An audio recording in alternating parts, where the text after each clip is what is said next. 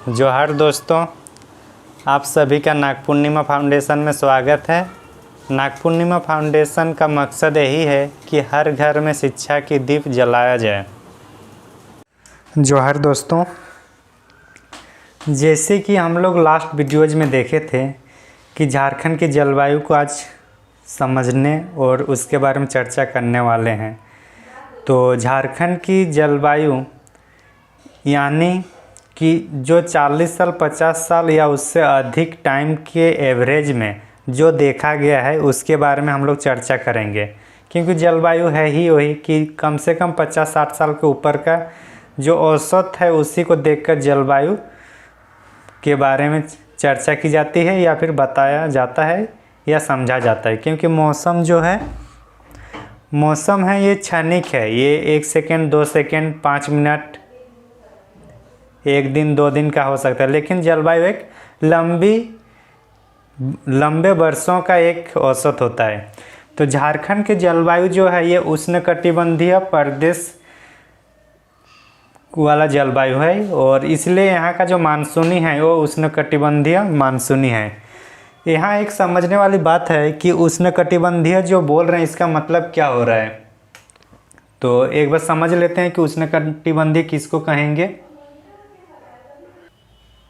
मान के चलते हैं ये हम लोग का क्या है, पृथ्वी गोलक है, ठीक। यहाँ से जो 0 डिग्री है ये क्या है, भूमध्य रेखा। ये तो हम लोग पढ़ चुके हैं ना, जिस दिन परिचय दिया तो उस दिन ये सब बात किए। तो भूमध्य रेखा से इधर 30 डिग्री के आसपास मान के चलिए नॉर्थ उत्तरी अक्षांश होगा ना, और ये 60 इधर भी 30 डिग्री साउथ। ये दोनों के बीच में जो है उसी का हम लोग क्या कहते हैं, उष्णकटिबंधीय प्रदेश। उष्णकटिबंधीय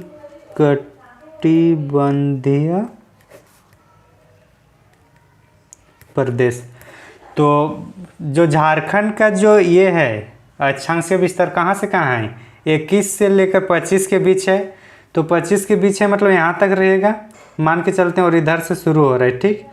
तो ये जो क्षेत्र है ये उष्णकटिबंधीय प्रदेश के अंदर ही है ना। तो उष्णकटिबंधीय प्रदेश के अंदर होने के कारण यहाँ का जो जलवायु होगा, ये जलवायु कैसे होगा, उष्णकटिबंधीय जलवायु होगा। तो यहाँ पे बारिश होगी तो मानसूनी बारिश होगी। जितनी भी यहाँ विशेषताएं उष्णकटिबंधीय प्रदेश में देखने को मिलती है उतना ही यहाँ हमारे झारखंड के जलवायु में भी वही विशेषताएं देखने को मिलेगी। तो ये समझ में आ गया।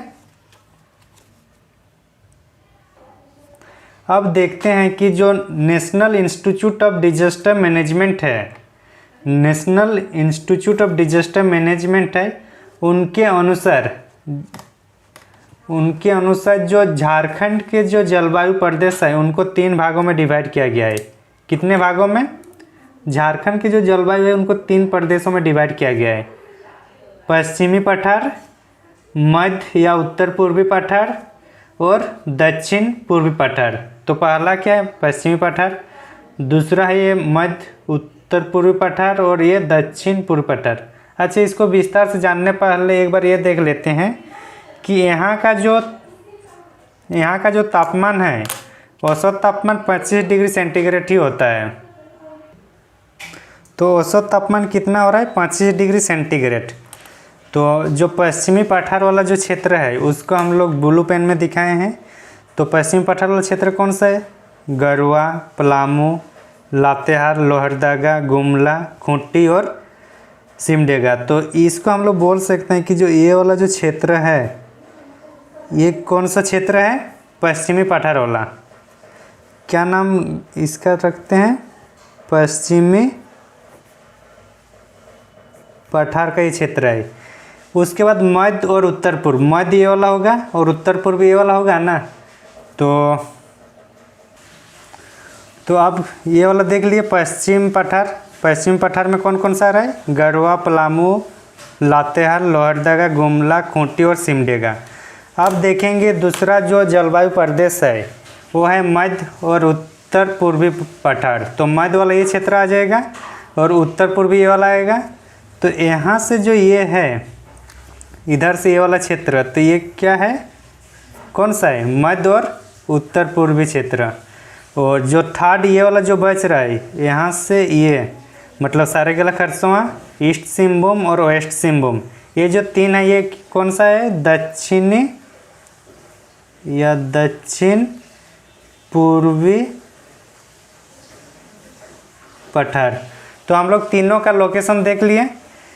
पश्चिमी पठार में इधर वाला आ रहा है, मध्य उत्तर पूर्व में इधर से इधर वाला है, और दक्षिण पूर्व पठार में इधर वाला है। अगर पूछ दे कि संथाल परगना क्षेत्र national institute of disaster management के तहत कौन से जलवायु प्रदेश में आता है, तो क्या होगा, संथाल परगना ये वाला क्षेत्र है, तो किस में आएगा, मध्य और उत्तर पूर्वी पठार। अगर पूछ दे जो पलामू प्रमंडल है वो NIDM के तहत कौन से जलवायु प्रदेश में आएगा, तो किस में आएगा, पश्चिमी पठार। उसी तरह से अगर सरायकेला या कोल्हान क्षेत्र की बात कर रहे हैं कि कोल्हान प्रमंडल जो है वो कौन से जलवायु प्रदेश में आएगा, तो किस में आएगा, दक्षिण पूर्वी पठार। तो यहाँ तक किसी को डाउट नहीं होना चाहिए। आगे इनकी कुछ विशेषताएं हैं उसको भी हम लोग देखते हैं। तो हम लोग विशेषता के बारे में देखेंगे कि पश्चिमी पठार इसकी क्या विशेषताएं हैं। तो पश्चिमी पठार ये क्षेत्र है, तो यहाँ क्या है, वर्षा का असमान वितरण है, मतलब वर्षा इधर ज़्यादा होती है तो और इधर वर्षा कम होती है, तो वर्षा की असमान वितरण हो गया, समझ में आ गया। दूसरा है कि मृदा की निम्न जलधारण क्षमता, मृदा की निम्न जलधारण क्षमता, इसका मतलब ये हो रहा है कि अगर बारिश हो रही है तो बारिश जैसे ही होगी और पानी जो वर्षा हो रही, पानी जो धरातल पर आएगा वो धरातल में बहते हुए सीधे समुद्र नदी नाले के द्वारा जाएगा, मिट्टी के अंदर मतलब भूजल क्षेत्र में नहीं जाएगा। तो इसीलिए ये बोल रहा है कि जल धारण क्षमता कम है इसकी। साथ ही साथ अगर हम लोग इसका देखते हैं, कौन वाला है ये है हम लोग का मध्य और उत्तर पूर्वी पठार। तो मध्य और उत्तर पूर्वी पठार, इधर भी यहाँ से इधर आएंगे तो क्या होगा, वर्षा में कमी आएगी, या इधर से इधर जाएंगे तो वर्षा में कमी आएगी, तो क्या होगा, वर्षा का असमान वितरण। साथ ही साथ इसमें भी मृदा की निम्न जल धारण क्षमता होती है, मतलब मृदा जो है वो ज़्यादा देर तक पानी को रोक नहीं पाता है। साथ ही साथ मोटी बालुई मृदा इसमें पाई जाती है, इधर क्या है, बालुई मृदा पाई जाती है, किसमें, मध्य और उत्तर पूर्वी पठार में। तीसरा वाला जो पॉइंट है ये तीसरा वाला है दक्षिण पूर्वी पठार। कौन सा ये, दक्षिण पूर्वी पठार। इसमें कौन कौन सा है, सरायकेला खरसावां है, वेस्ट सिंहभूम है और ईस्ट सिंहभूम है।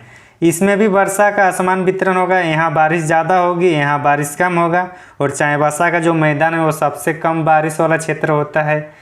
फिर इधर हम लोग का मृदा निम्न जलधारण क्षमता इसमें भी मिलेगा।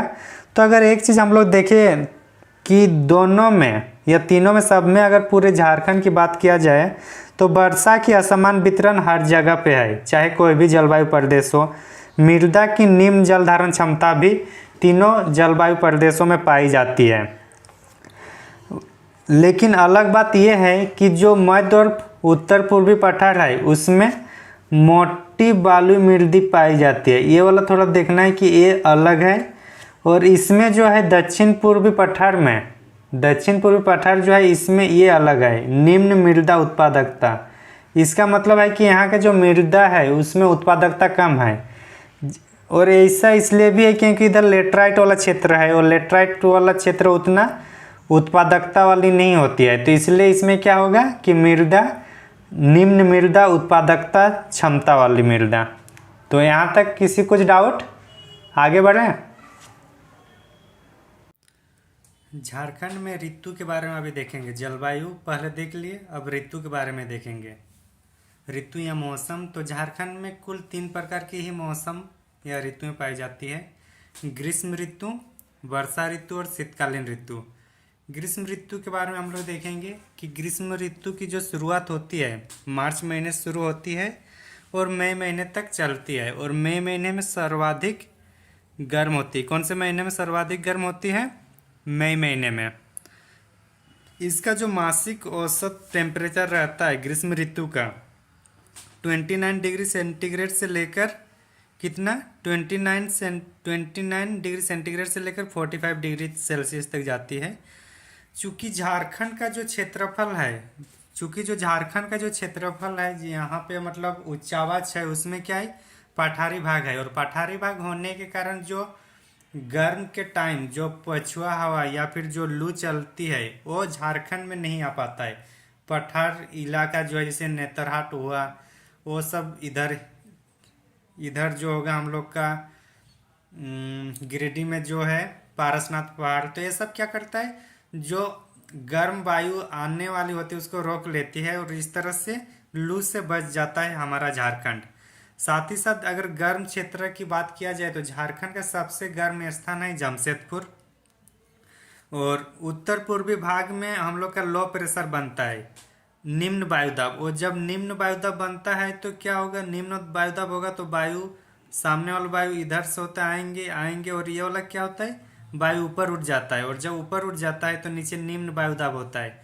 और जब निम्न वायुदाब होता है तो पछुआ पवन यहाँ नहीं आ पाता है, समाप्त हो जाता है उसका प्रभावशीलता, और अंततः वातावरण शांत हो जाता है गर्मी की सीजन इस साइड उत्तर पूर्वी भाग में। और जो मई महीने में है, मई महीने में हम लोग का जो गर्मी की सीजन होता है, मई महीने में गर्मी की सीजन में नॉर्वेस्टर आता है। नॉर्वेस्टर का मतलब है कि जैसे कि वर्षा ऋतु होने वाली है, तो वर्षा ऋतु शुरू होने से पहले जब वर्षाएं होती है तरित झरझर के साथ, तो उसको हम लोग नॉर्वेस्टर कहा जाता है। इसको हम लोग बंगाल में काल बैसाखी भी कहते हैं, बाकी चेरनोजम वो सब भी कहा जाता है, इन्हीं का नाम है। तो ये हम लोग का मई में नॉर्वेस्टर हम लोग का प्रभावित करता है झारखंड को। तो ये हम लोग के ग्रीष्म ऋतु के बारे में देख लिए। मई में जो नॉर्वेस्टर होता है उसको आम्र वर्षा भी कहा जाता है। अब हम लोग वर्षा ऋतु के बारे में बात करेंगे। वर्षा ऋतु जैसे हम लोग को पता है कि जून महीने से शुरू हो जाती है झारखंड में और अक्टूबर महीने तक चलती है। तो वर्षा ऋतु के बारे में समझने से पहले हम लोग ये देखेंगे कि झारखंड में जो बारिश होती है वो कौन सी बारिश होती है, पूर्वी साइड से या पश्चिमी साइड से। इसका मतलब है कि जो पूर्वी या पश्चिमी साइड का मतलब है कि जो दक्षिण पश्चिम मानसून पवन होती है, दक्षिण पश्चिम मानसूनी पवन के कारण भारत में वर्षा होती है। और भारत में जैसे दक्षिण पश्चिम मानसून पवन आता है तो फिर वो दो भागों में डिवाइड हो जाता है। एक भाग बंगाल की खाड़ी की ओर आती है और एक भाग जो पूर्व पश्चिमी जो घाट है वहाँ पे रोक कर वहाँ बारिश होती है, जिसको अरब सागर प्रभावित बारिश भी कहा जाता है। तो झारखंड में दोनों साइड का बंगाल की खाड़ी की शाखा, साथ ही साथ अरब सागर की शाखा से जो बारिश होती है, दोनों साइड से बारिश होती है। लेकिन झारखंड में जो सर्वाधिक बारिश होती है वो होती है बंगाल की खाड़ी की शाखा के द्वारा। और ये हम लोग का पूर्वी साइड से आती है, क्योंकि हम लोग के सामने लगभग 90 किलोमीटर के पास ही बंगाल की खाड़ी है, तो ये जल्दी आ जाती है। और इसलिए झारखंड सर्वाधिक जो प्रभावित होती है वो बंगाल की खाड़ी की शाखा से। और झारखंड का जो औसत सेंटीमीटर है वर्षा होने को 140 सेंटीमीटर है। और सर्वाधिक वर्षा वाला जो जिला है हजारीबाग है। और वार्षिक वर्षा का अगर अंतराल देखें तो 100 से 200 सेंटीमीटर के बीच है। तो इस तरह से हम लोग एक बार समझ लिया। अच्छा, और जो चाईबासा का जो मैदानी भाग है यहाँ पे सबसे कम बारिश होती है। तो हम लोग जो समझे उसको एक बार लिख कर देखते हैं, ठीक, ताकि याद रहे। तो जून से अक्टूबर तक चलता है सर्वाधिक और कौन सी बारिश होती है, दक्षिण पश्चिम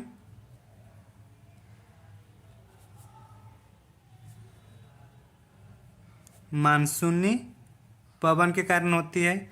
दोनों शाखाएं इसकी कौन कौन सी,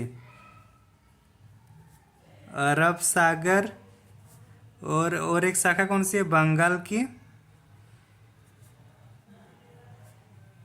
खाड़ी दोनों से बारिश होती है,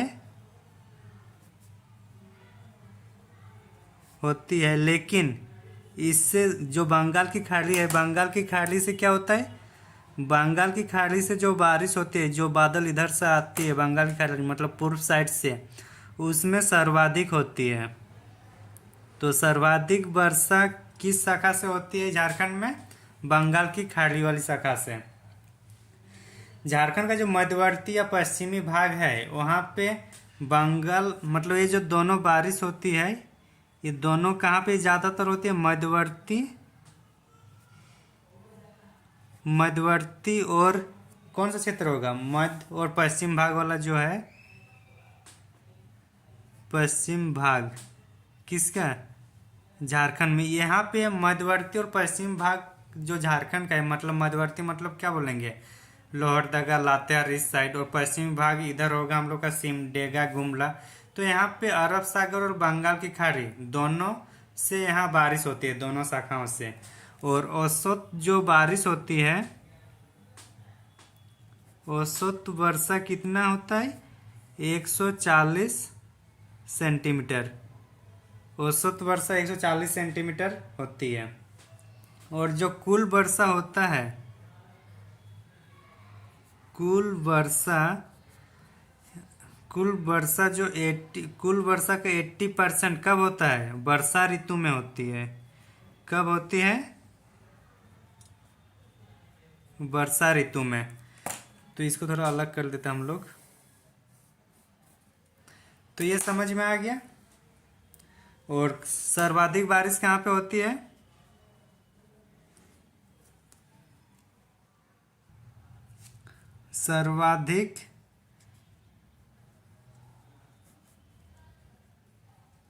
सर्वाधिक बारिश कहाँ होती है? नेतरहाट। इसके पहले वाले वीडियो में हम लोग क्या देखे थे नेतरहाट के बारे में, कि पारसनाथ के बाद जो सबसे ऊंची चोटी जो हम लोग का पार्ट है वो नेतरहाट पार्ट है। सर्वाधिक बारिश और सर्वाधिक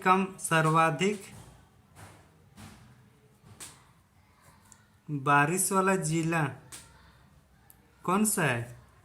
हजारीबाग, HZB हजारीबाग। सर्वाधिक जो बारिश होती है वो हम लोग का हजारीबाग जिले में होती है।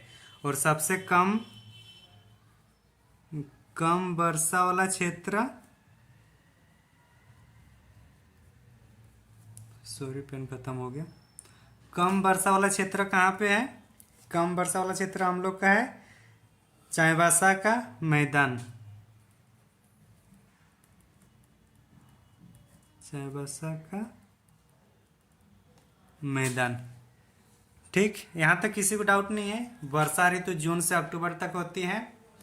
दक्षिण पश्चिम मानसूनी पवन के कारण ये भारत में वर्षा होती है, और उसी के क्रम में झारखंड में भी बारिश होती है। और झारखंड में दोनों शाखा, अरब सागर और बंगाल की खाड़ी, दोनों शाखा से बारिश होती है। और दोनों शाखा में जो बारिश होती है वो मध्यवर्ती और पश्चिमी भाग में झारखंड के। और सर्वाधिक जो बारिश होती है बंगाल की खाड़ी से, जो शाखा है बंगाल की खाड़ी वाली शाखा में सर्वाधिक बारिश होती है झारखंड में। औसत वर्षा 140 सेंटीमीटर। कुल वर्षा मतलब पूरे वर्ष में जितना बारिश होती है एक साल में, उसका 80% किस में होती है? वर्षा ऋतु के टाइम होती है। ठीक, उसका सर्वाधिक वर्षा नेतरहाट में होती है। सर्वाधिक बारिश वाला जिला कहाँ है? हजारीबाग में। और सबसे कम वर्षा क्षेत्र कहाँ पे है? चाईबासा का मैदान। तो यहाँ तक कुछ डाउट नहीं है, आगे बढ़े? ठीक है, एक बार देख लीजिएगा आप लोग अच्छे से। शीत ऋतु की बात आ रही ना, तो शीत ऋतु की शुरुआत कब होती है? शीत ऋतु हम लोग का जैसे दीपावली के आसपास हो जाता है, तो मतलब शीत ऋतु शुरुआत हो जाती है और ठंडा लगना शुरू हो जाता है। और ये कब तक रहता है? फरवरी महीने तक। ऐसा माना जाता है जब मकर संक्रांति या गुड़ पिठा का जो सीजन होता है, उसके बाद गुड़ पिठा खाने के बाद ठंडी भाग जाती है, लेकिन ये फरवरी तक चलता रहता है। तो चूंकि जो झारखंड एक पठारी क्षेत्र है, तो यहाँ की जो ठंड वाली जो जलवायु है, जो पठारी क्षेत्र में वहाँ ज़्यादा ठंड लगती है, और जो मैदानी क्षेत्र है वहाँ कम ठंड लगती है। और जहाँ पे पठारी क्षेत्र है वहाँ एक तो ठंड ज़्यादा लगती है, प्लस वो शुरुआत भी जल्दी होती है। जैसे अगर नवंबर के आसपास मैदानी क्षेत्र में शुरुआत हो रही है तो हो सके उसके पहले ही पहाड़ी क्षेत्रों में ठंडा लगने शुरू हो जाए। साथ ही साथ जो शीत ऋतु होता है इस टाइम पश्चिमी विक्षोभ के कारण झारखंड में भी थोड़ी बहुत बारिश हो जाती है, और पश्चिमी विक्षोभ के कारण जो थोड़ी बहुत बारिश होती है वो रबी फसल के लिए मतलब लाभदायक होता है। तो अगर हजारीबाग साइड अगर कहीं पे या पलामू साइड कहीं पे अगर गेहूं की खेती की जाती है रबी फसल में तो उसका उत्पादन क्या होगा, बढ़ जाएगा। और राज्य का सर्वाधिक ठंडा महीना जनवरी होता है, और जो सर्वाधिक ठंडा क्षेत्र नेतरहाट है, इसके पहले हम लोग देखे थे कि नेतरहाट में सबसे ज़्यादा बारिश भी होती है और नेतरहाट में सबसे ज़्यादा ठंडा क्षेत्र भी है। तो यहाँ तक कुछ डाउट नहीं है, चलिए इसके बारे में लिखते हैं। तो शीत ऋतु हम लोग का नवंबर से दिसंबर हो रही है। इसमें जो शीत ऋतु में हम लोग को दूसरा देखना है, ये इसका टेम्परेचर जो वेरिएशन होता है 15 डिग्री सेल्सियस से लेकर 21 डिग्री सेल्सियस तक टेम्परेचर रहता है शीतकाल में। साथ ही साथ हम लोग का नवंबर से शुरू होता है, तो देख लिए हम लोग। इसमें और एक चीज़ है, जो उत्तर पश्चिमी विक्षोभ के कारण जो वर्षा होती है, उत्तर पश्चिम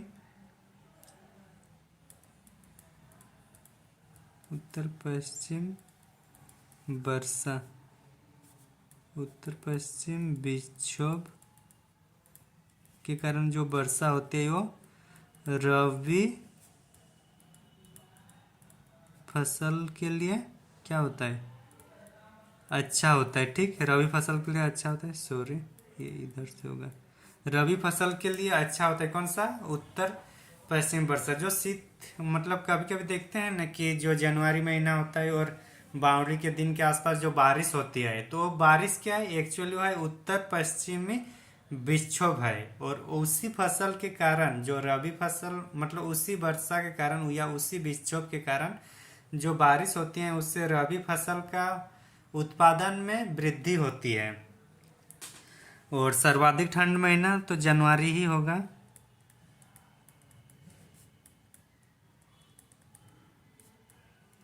सर्वाधिक ठंड महीना हो गया।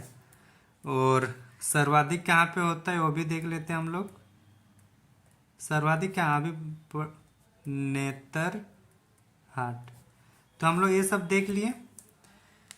अब वर्षा में जो है इसमें और एक दो पॉइंट लिख देते हैं, दिख रहा है ना। हाँ, अगर हम लोग नॉर्थ नहीं, ईस्ट से अगर किधर जाएंगे, ईस्ट से अगर वेस्ट की ओर जाएंगे मतलब पूर्वी झारखंड से पश्चिमी झारखंड की ओर जाएंगे तो वर्षा की मात्रा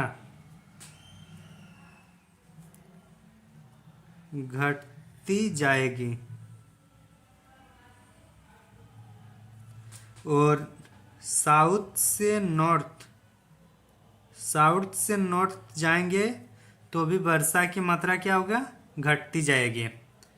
तो इस तरह से हम लोग क्या किया आज कि झारखंड के जलवायु को भी पढ़े, झारखंड के ऋतु भी पढ़े। ऋतु में ग्रीष्म ऋतु, वर्षा ऋतु और शीत ऋतु है। ग्रीष्म ऋतु में हम लोग मई में सर्वाधिक गर्म होता है जो मार्च से शुरू होता है। इनका टेम्परेचर 39 से लेकर 45 डिग्री। झारखंड में लू जैसी प्राकृतिक घटनाएं नहीं देखने को मिलती हैं। जमशेदपुर सर्वाधिक गर्म क्षेत्र है। उसके बाद यहाँ का जो झारखंड का उत्तर पूर्वी क्षेत्र वहाँ पे लो प्रेशर क्रिएट होता है जिससे पछुआ पवन समाप्त हो जाती है और वातावरण शांत हो जाता है। मई के महीने में नॉर्वेस्टर या आम्र वर्षा देखने को मिलता है। आम्र वर्षा वही है जो वर्षा के पहले मतलब पूर्व वर्षा जिसको बोलेंगे वो है। फिर वर्षा ऋतु देखें हम लोग। वर्षा ऋतु में झारखंड में दोनों दक्षिण पश्चिम मानसूनी पवन की दोनों शाखाएं अरब सागर और बंगाल की खाड़ी दोनों से बारिश होती है। और वो मेनली होते हैं मध्यवर्ती और पश्चिमी भाग झारखंड के। लेकिन सर्वाधिक बारिश जो होती है हम लोग का बंगाल की खाड़ी से होती है।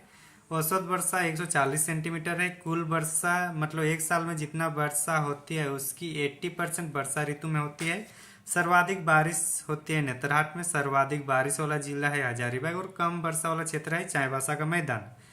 हम लोग वर्षा की बात करें तो झारखंड में जैसे हम लोग पूर्व से पश्चिम, मतलब अगर सरायकेला खरसों या रांची से अगर हम लोग उधर पलामू साइड जाएंगे तो क्या होगा, वर्षा की मात्रा में कमी आएगी। वही अगर हम लोग पूर्वी सिंहभूम से लेकर हम लोग ऊपर की ओर जाएं या फिर पश्चिमी सिंहभूम से लेकर हम लोग चतरा की ओर जाएं, मतलब साउथ से नॉर्थ, तो भी वर्षा की मात्रा में कमी होती है।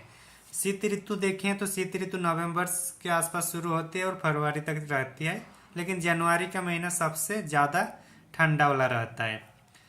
और यहाँ पे उत्तर पश्चिम विक्षोभ के कारण वर्षा होती है, उत्तर पश्चिम विक्षोभ के कारण वर्षा होती है और यह रबी फसल के लिए अच्छा माना जाता है।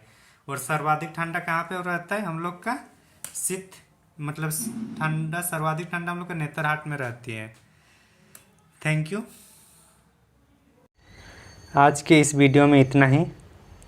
हमारा प्रयास आपको कैसा लगा और इस प्रयास को लेकर आपका क्या सुझाव है, कमेंट सेक्शन में ज़रूर बताइएगा।